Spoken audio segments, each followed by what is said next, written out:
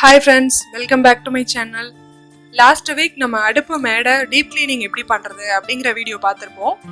So இந்த week washing மிஷினோட drum cleaning routine எப்படி பண்ணலாம், நான் எப்படி பண்ணுறேன் அப்படிங்கிறத உங்க கூட ஷேர் பண்ணுறேன்.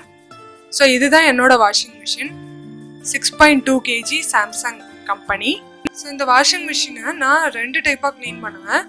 6 months ஒன்ஸ் ஒரு கிளீனிங் நடக்கும், இன்னொன்று மந்த்லி ஒன்ஸ் ஒரு கிளீனிங் நடக்கும். ஸோ அது என்ன 2 டைப் ஆஃப் கிளீனிங் அப்படிங்கிறதையும் நான் இந்த வீடியோலேயே உங்கள் கூட ஷேர் பண்ணுறேன். ஃபஸ்ட்டு மந்த்லி ஒன்ஸ் நான் பண்ணுற கிளீனிங் என்னென்ன அப்படிங்கிறத சொல்கிறேன். ஸோ இது எல்லாமே பண்ணுறதுக்கு மேக்ஸிமம் ஒரு ஹாஃப் அன் ஹவர் தாங்க ஆகும். நம்ம இந்த கிளீனிங் மாதத்துக்கு ஒரு டைம் பண்ணால் போதும். நம்ம வாஷிங் மிஷின் எப்பயுமே பார்க்கறதுக்கு ரொம்ப நீட்டாக இருக்கும். ஸோ முதல்ல என்ன அப்படின்னா, இது ஃபில்டர். தண்ணி வாஷ் பண்ணி உள்ளாரேந்து வெளியில் போகிற அந்த அவுட்லெட்டுக்கு போகிற தண்ணி இந்த ஃபில்டர் வழியாக தான் போகும். இந்த ஃபில்டரில் என்ன ஃபில்டர் ஆகும் அப்படின்னா, துணி அலசும் போது அந்த துணியிலேருந்து வர்ற துணி முடிச்சிருக்கும், இல்லை உள்ளாரேருந்து வர அழுக்கு ஏதாவது சாலிடான அழுக்காக இருந்ததுன்னா அதெல்லாம் இங்கேயே ஃபில்டர் அவுட் ஆகிடும். ஸோ அதனால நமக்கு தண்ணி போகிற வழி வந்து எப்பயுமே க்ளீனாக இருக்கும். அதனால நம்ம இது என்ன பண்ணணும் அப்படின்னா, இந்த ஃபில்டரை மாதத்துக்கு ஒரு டைம் இந்த மாதிரி எடுத்து நல்லா க்ளீன் பண்ணிக்கலாம். நான் என்ன பண்ணுவேன்னா, ஒவ்வொரு டைம் வாஷ் முடிச்சோடனே இந்த ஃபில்டரை எடுத்து வாஷ் பண்ணிட்டு நான் காய வச்சு அதில் போட்டுருவேன். இதை வந்து ஒவ்வொரு வாஷ்க்கு அப்புறமும் க்ளீன் பண்ணோம் அப்படின்னா ரொம்ப அழுக்கு சேராது. வந்து நான் இந்த வீடியோக்காக ஒரு 5 to 6 times நான் வாஷ் பண்ணதுக்கு அப்புறமும் இந்த ஃபில்டரை நான் க்ளீன் பண்ணல, அதனால இவ்வளோ டஸ்ட் இருக்கு அந்த இடத்துல. அதே மாதிரி நம்ம இந்த போர்வையெல்லாம் போட்டு வாஷ் பண்ணுறோம் அப்படின்னா நிறைய இந்த மாதிரி அந்த துணியிலேருந்து வர பிசுக்கு இருக்கும். நான் என்ன யூஸ் பண்ணுறேன் அப்படின்னா, சோப்பு தான் யூஸ் பண்ணுறேன். சோப்பு தண்ணி நல்லா கரைச்சிட்டு அதில் யூஸ் பண்ணிப்பேன். அப்படி இல்லைன்னா சிஃப் இருந்தால் அப்படி யூஸ் பண்ணலாம். அப்படி இல்லைன்னா நீங்கள் ஏரியலோ இல்லை சர்ஃப் எக்ஸல் தூளோ இருந்ததுன்னா அதை கூட நீங்கள் வச்சு ஃபில்டரை வாஷ் பண்ணிக்கலாம். அடுத்தது இந்த வாஷிங் மிஷினுக்கு மேலே இருக்கிற பகுதி, அதாவது இந்த பட்டன்ஸு, அந்த மூடி, அந்த இடத்துல எல்லாம் அழுக்கு வரும். அதுவும் சென்னை மாதிரியான ஒரு பொல்யூஷன் ரொம்ப அதிகமாக இருக்கிற இடத்துல நம்ம இருந்தோம் அப்படின்னா, நம்ம டெய்லியுமே க்ளீன் பண்ணால் கூட நம்ம வீட்டில் இருக்க பொருட்கள் எல்லாமே ரொம்ப தூசி படிஞ்சு தான் இருக்கும். அதனால இந்த மாதிரி இந்த வாஷிங் மிஷினில் மேலே இருக்கிற பகுதியையும் நம்ம மாதத்துக்கு ஒரு டைம் க்ளீன் பண்ணால் ரொம்ப க்ளீனாக இருக்கும். இதை க்ளீன் பண்ணுறதுக்கு நீங்கள் ஸ்க்ரப்பர் மாதிரி, ஸ்டீல் ஸ்க்ரப்பர் அந்த மாதிரியான ஹார்டான ஐட்டம்லாம் யூஸ் பண்ணாதீங்க. இது வந்து நான் டைல் க்ளீன் பண்ணுறதுக்காக வாங்கின ஸ்க்ரப்பர். இது ரொம்ப சாஃப்டாக இருக்குது, எனக்கு எந்த ஸ்க்ராச்சஸும் வரலை, அதனால நான் இதுதான் யூஸ் பண்ணிக்கிட்டு இருக்கேன். இது இல்லை அப்படின்னா நீங்கள் வீட்டில் இருக்கிற பனியன் கிளாத் எடுத்துக்கலாம், இல்லை வேஷ்டி மாதிரியான ஒரு காட்டன் கிளாத் எடுத்துக்கலாம். காட்டன் கிளாத் எடுத்துட்டு சோப்பு தண்ணியில் நல்லா முக்கி அதை நல்லா புழிஞ்சுக்கோங்க. தண்ணியே இருக்கக்கூடாது. நல்லா புழிஞ்சு எடுத்துட்டு மேலே அப்படியே வச்சு வைப் பண்ணோம் அப்படின்னாலே, அதாவது மேலே அப்படியே வச்சு தொடச்சோன்னாலே மேலே இருக்கிற அழுக்கெல்லாம் வந்துடும்.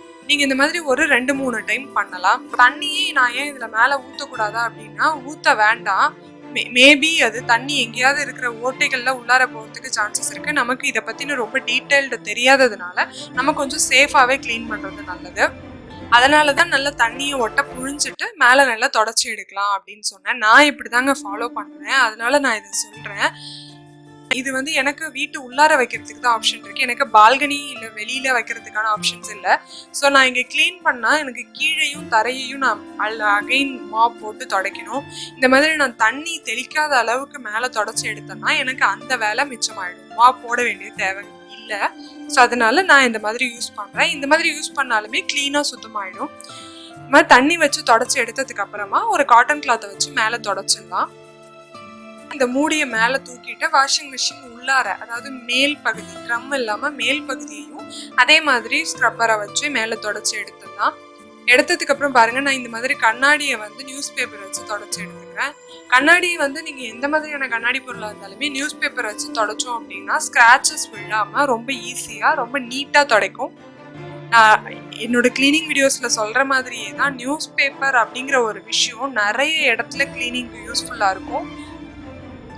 நான் வந்து நிறைய இடத்துல இந்த மாதிரி கிளீனிங்க்கு நியூஸ் பேப்பர் தாங்க யூஸ் பண்ணிகிட்டு இருக்கேன். ஸோ இது வந்து நான் யூஸ்வலாக எப்பயுமே வாஷிங் மிஷின் வச்சுருக்க பகுதி கிடையாது. அந்த இடத்துல லைட்டிங் கொஞ்சம் கிளியராக வராதுங்கிறதுனால நான் ஜன்னல் கிட்ட நகர்த்தி வச்சு உங்களுக்கு காமிச்சிட்டு இருக்கேன். நம்ம ஸ்க்ரப்பர் வச்சு தேய்ச்சி போகாத அழுக்கெல்லாம் அந்த மாதிரி ப்ரஷ் வச்சு யூஸ் பண்ணிக்கலாம். ஏன்னா ப்ரஷ்ஷும் ரொம்ப ஹார்ட் கிடையாது, அதனால ஸ்க்ராச்சஸ் வராது. அதனால நம்ம பயப்படாமல் ப்ரஷ் வச்சு தேய்ச்சி எடுத்துக்கலாம். இப்போ உள்ளார கழுவும் போதும் நம்ம தண்ணி வந்து உள்ளார ஊற்றணும் அப்படின்னா அப்படின்னா அது உள்ளார ட்ரம்ல போயிடும். ஸோ அதனால அப்போ ப்ராப்ளம் கிடையாது.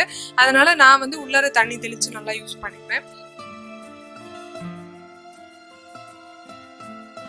ஸோ யூஸ்வலாக நம்ம ஒவ்வொரு டைம் வாஷ் பண்ணதுக்கு அப்புறமும் பண்ண வேண்டிய 2 விஷயங்கள், இந்த கம்ஃபர்ட் ஊற்றுற இடத்த க்ளீன் பண்ணுறது, அதே மாதிரி தண்ணி அவுட்லெட்டுக்கு போகிற இடத்துல இருக்கிற ஃபில்டரை எடுத்து க்ளீன் பண்ணுறது.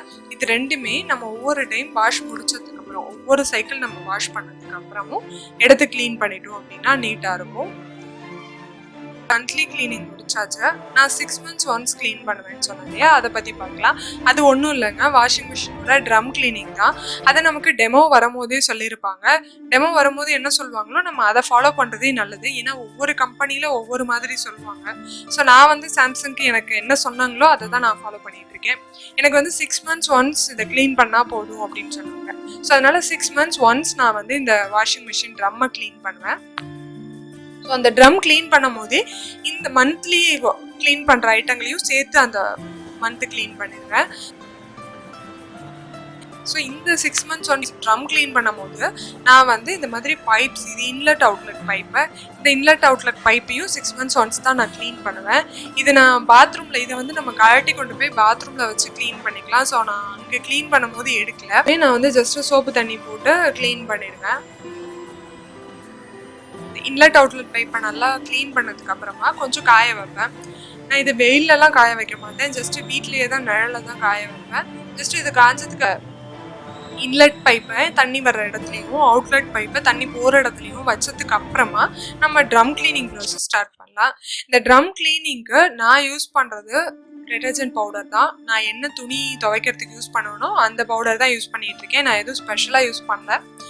எனக்கு டெமோவுக்கு வந்தப்போ என்ன சொன்னாங்க அப்படின்னா, சோப்பு தூள் யூஸ் பண்ணிக்கிறது பெஸ்ட்டு. அப்படி இல்லைன்னா நான் கேட்டேன் லெமன் யூஸ் பண்ணலாமான்னு. லெமனை வந்து ஜூஸ் புழிஞ்சிட்டு அந்த லெமன் ஜூஸை தண்ணியோட கலந்து உள்ளார ஊற்றிட்டிங்கன்னா யூஸ் பண்ணலாம். பட் நீங்கள் சோப்பு தூள் யூஸ் பண்ணுறதே பெஸ்ட்டு அப்படின்னு அவங்க சொன்னாங்க. அப்படி சோப்பு தூளும் இல்லை அப்படின்னா நம்ம எதுவுமே போட தேவையில்லை.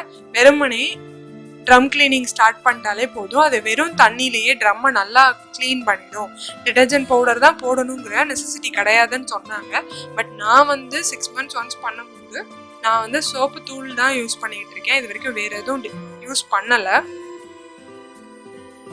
பாட்டில் போட்டுட்டு நான் ஒரு 2 ஸ்பூன் போட்டிருக்கேன். அதை போட்டதுக்கு அப்புறமா நம்ம ட்ரம் கிளீனிங் ஸ்டார்ட் பண்ணிடலாம். இந்த ட்ரம் கிளீனிங்க்கு என்னோட மிஷினில் பார்த்தீங்க அப்படின்னா இந்த ரைட் எண்டில் ஒரு பட்டன் இருக்கு பாருங்க, அதை தான் ப்ரெஸ் பண்ணணும். ஸோ ஃபர்ஸ்ட் நம்ம பவர் பட்டனை ஆன் பண்ணிக்கலாம். ஆன் பண்ணதுக்கு அப்புறமா அந்த டெலிகேட்ஸ் அப்படிங்கிறத நான் விரல் வச்சிருக்கேன் பாருங்க, அதுக்கு கீழே எக்கோ டப் கிளீன் அப்படின்னு சின்ன எழுத்துல எழுதிருக்கேன். ஸோ சின்ன எழுத்துல எழுதி ஒரு ஸ்டார் சிம்பிள் போட்டிருக்கு. அந்த மாதிரி போட்டிருந்ததுன்னா நம்ம கண்டினியூஸாக ஒரு 5 secondsக்கு அந்த பட்டனை ஹோல்ட் பண்ணியிருக்கணும். அப்படி ஹோல்ட் பண்ணோம் அப்படின்னா ட்ரம் கிளீனிங் ஸ்டார்ட் ஆகிடும். ஜஸ்ட் ஒரு டைம் ப்ரெஸ் பண்ணோம் அப்படின்னா பெரிய எழுத்துல எழுதியிருக்கிற ஆக்ஷன் தான் நடக்கும். அதாவது டெலிகேட்ஸ்னா நம்ம சமைக்கி ஒர்க் அந்த மாதிரி ஒர்க் பண்ண ட்ரெஸ் எல்லாம் போட்டோம் அப்படின்னா அந்த பட்டனை ப்ரெஸ் பண்ணி வாஷ் பண்ணணும். அப்படி நான் வந்து எக்கோ டப் கிளீன் போடுறேன்னா அதுக்கு தனியாக பட்டன் கிடையாது. அந்த பட்டனையே ஒரு 5 செகண்ட் ஹோல்ட் பண்ணி வச்சோம்னா ட்ரம் கிளீனிங் ஸ்டார்ட் ஆகிடும். ஸோ இந்த ட்ரம் கிளீனிங்க்கு அதுவே ஆட்டோமேட்டிக்காக டைம் எடுத்துக்கும். அது பார்த்தீங்கன்னா ஸோ இது 93 minutes வந்து எடுத்திருக்கு. ஸோ 93 minutes வந்ததுக்கு அப்புறமா நம்ம ஸ்டார்ட் பட்டனை ப்ரெஸ் பண்ணி விட்டுட்டோம்னா தண்ணி வர ஆரம்பிச்சிடும். ஸோ ஃபஸ்ட்டு தண்ணி வந்து அந்த ட்ரம் ஃபுல்லாக ரொம்பினதுக்கு அப்புறமா க்ளீனிங் வந்து ஆட்டோமேட்டிக்காகவே ஸ்டார்ட் ஆகிடும். நம்ம இதில் எதுவுமே பண்ண தேவையில்லை. நான் என்ன பண்ணுறேன் அப்படின்னா இந்த உள்ளார இருக்க அழுக்குலாம் கொஞ்சம் தண்ணி ஊற்றி க்ளீன் பண்ணால் தான் கரெக்டாக இருக்குன்றதுனால நான் வந்து அந்த ப்ராசஸை ட்ரம் கிளீனிங் ப்ராசஸை ஸ்டார்ட் பண்ணி விட்டுட்டு அந்த ஊற்றுற தண்ணியவே நான் பிடிச்சி அங்கங்கே கொஞ்சம் ஊற்றி அழுக்கு இருக்கிற இடத்துல எல்லாம் தேய்ச்சி எடுத்துக்கலாம். ஸோ இந்த தண்ணி ஊற்றுற வரைக்கும் டோர் லாக் ப்ராப்ளம் கிடையாது. அதனால நம்ம வந்து இந்த தண்ணி ஊற்றுற வரைக்கும் உள்ளார க்ளீன் பண்ணிக்கலாம். மேக்ஸிமம் ஒரு 5 to 10 minutesக்குள்ளே இந்த வேலையை முடிச்சுட்டு நம்ம க்ளோஸ் பண்ணிட்டோம்னா அது கிளீனிங் ப்ராசஸ் ஸ்டார்ட் ஆகிடும். அப்புறம் இந்த மக்கில் தண்ணி பிடிச்சி ஊற்றுற எதானே கேட்குறீங்க. இது வந்து இந்த கம்ஃபர்ட் ஊற்றுற இடம் இருக்குல்ல, அந்த ஹோல் உள்ளார நம்ம கம்ஃபர்ட் ஊற்றிருப்போம். அது உள்ளார நம்மளால க்ளீன் பண்ணதுக்கு முடியாது. தண்ணியை கொஞ்ச நேரம் இப்படியே ஊற்றிக்கிட்டே இருந்தோம் அப்படின்னா உள்ளார இருக்கிற ஏதாவது கட்டி பிடிச்சி போயிருந்ததுன்னா அந்த கம்ஃபர்ட் எல்லாம் மேலே வர ஆரம்பிச்சிடும்.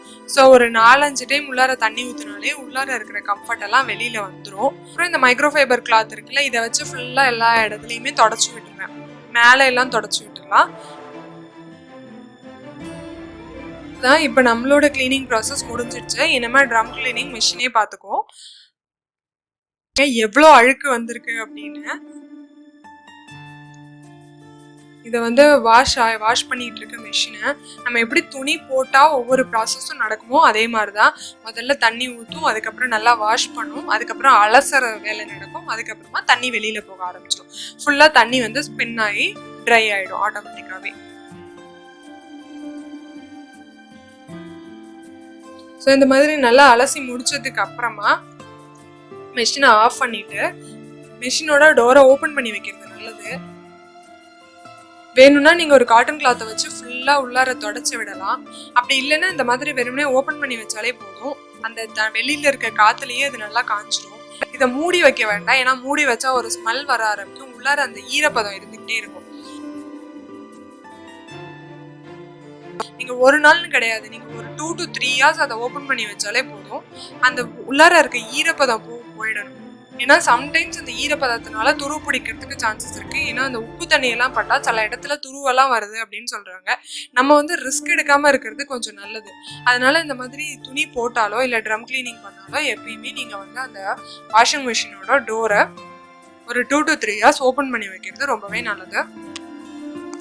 ஸோ இந்த வாஷிங் மிஷினை பொறுத்த வரைக்கும் உங்களுக்கு டெமோக்கு வர்றவங்க கிட்டேயே என்ன மாதிரி எல்லாம் பண்ணலாம் அப்படிங்கிறது கேட்டு வச்சுக்கிறது நல்லது. உங்களுக்கு என்ன மாதிரிலாம் டவுட்ஸ் இருக்கோ அது எல்லாத்தையும் நோட் பண்ணி வச்சுக்கோங்க.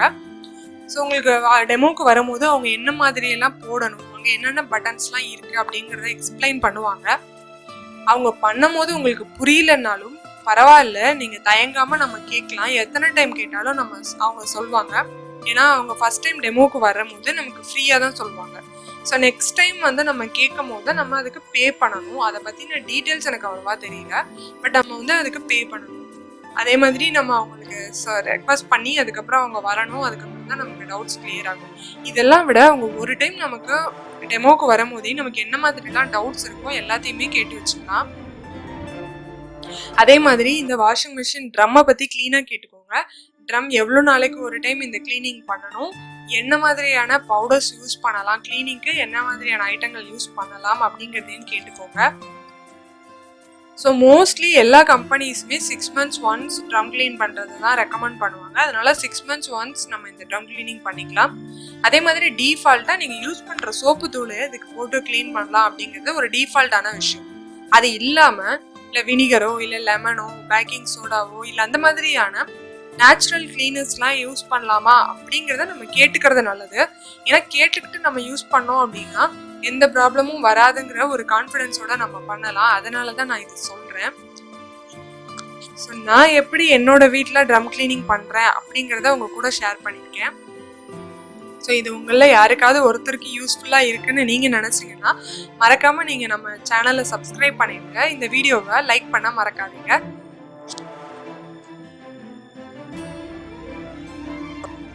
ஸோ உங்களுக்கு வேறு ஏதாவது டவுட்ஸ் இருந்ததுனாலும் எனக்கு கமெண்ட்ஸில் கேளுங்க. நான் தெரிஞ்சதுன்னா உங்களுக்கு இன்ஃபர்மேஷன் சொல்கிறேன், தெரியலனாலும் நான் எக்ஸ்ப்ளோர் பண்ணி உங்களுக்கு சொல்கிறேன். தேங்க்யூ ஸோ மச் ஃபார் வாட்சிங். நான் நெக்ஸ்ட் வீடியோவில் உங்கள் எல்லாரையும் மீட் பண்ணுறேன். அது வரைக்கும் பை பை.